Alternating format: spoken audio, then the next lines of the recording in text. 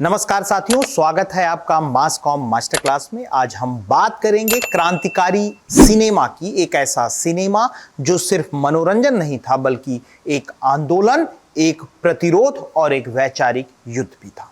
खास तौर पर हम दो देशों क्यूबा और अर्जेंटीना के सिनेमा की चर्चा करेंगे जिन्होंने 20वीं सदी में सत्ता, पूंजीवाद और साम्राज्यवाद के खिलाफ कैमरा को हथियार बनाया। 1959 की क्यूबन क्रांति फिदेल कास्त्रो और चे गुएवारा के नेतृत्व में आई। इसके बाद कला, साहित्य और सिनेमा को राज्य की विचारधारा के अनुरूप रूपांतरित किया गया।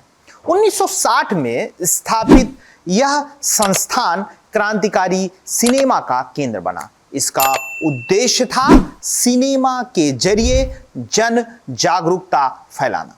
मेमोरीज ऑफ अंडर डेवलपमेंट 1968 की एक फिल्म जो थी, उसके जो डायरेक्टर थे वो थे टॉमस गुटियरेज आलिया। यह फिल्म क्रांति के बाद के क्यूबा की मानसिक और सामाजिक स्थिति पर तीखा व्यंग है। अगर सिनेमा को क्यूबा के आपको समझना है तो फिर क्यूबा की हिस्ट्री थोड़ी सी आपको जाननी चाहिए और पढ़नी चाहिए। इसके बाद आप इसको और अच्छे तरीके से समझ पाएंगे।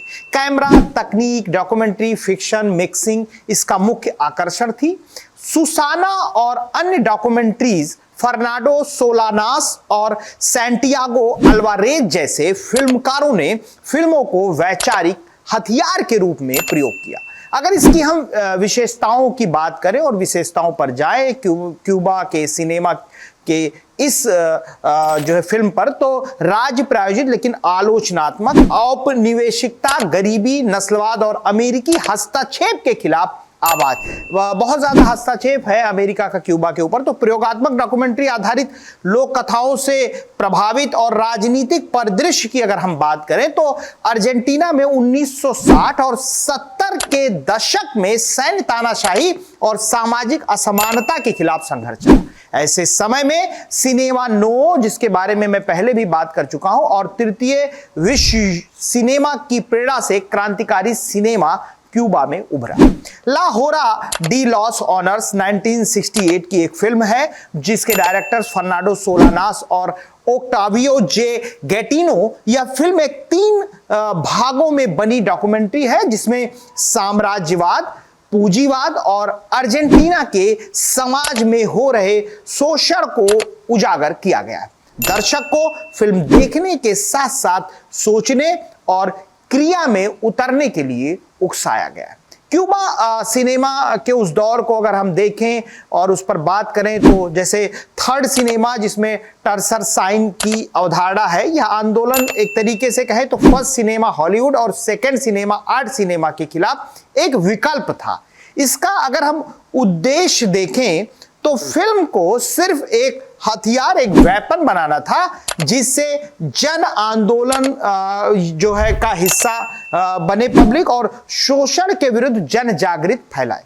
थर्ड सिनेमा, जिसमें मैनिफेस्टो को अगर हम देखें तो टूवर्ड्स से थर्ड सिनेमा नामक घोषणा पत्र में कहा गया, हम मनोरंजन नहीं आंदोलन बनाना चाहते हैं। तो जिस तरीके से आप देख रहे हैं, मैं फिल्मों की बात कर रहा हूं, उसमें क्यूबा में सिनेमा सिर्फ एक मनोरंजन का साधन नहीं था, वो एक मूवमेंट, एक आंदोलन का साधन था उस टाइम में। सामान्य अगर उसकी विशेषताओं की बात करें तो डॉक्यूमेंट्री और फिक्शन का मेल, नॉन एक्टर रियल लोकेशन, सत्ता विरोधी दृष्टिकोण, जन संवाद के लिए टूल, सेंसरशिप के बावजूद वैकल्पिक प्रदर्शन यानी अंडरग्राउंड स्क्रीनिंग्स, वैश्विक प्रभाव अगर इसका देखें यानी ग्लोबल जो इफेक्ट था, तो भारत के नक्सल सिनेमा, अफ्रीका के स्वतंत्रता सिनेमा और ईरान के विरोध सिनेमा पर भी गहरा असर पड़ा इसका। और फिल्म छात्रों और कार्यकर्ताओं के लिए थर्ड सिनेमा एक वैचारिक प्रेरणा बना। तो साथियों, क्रांतिकारी सिनेमा सिर्फ एक शैली नहीं है, ये आंदोलन है, प्रतिरोध है और परिवर्तन की पुकार है।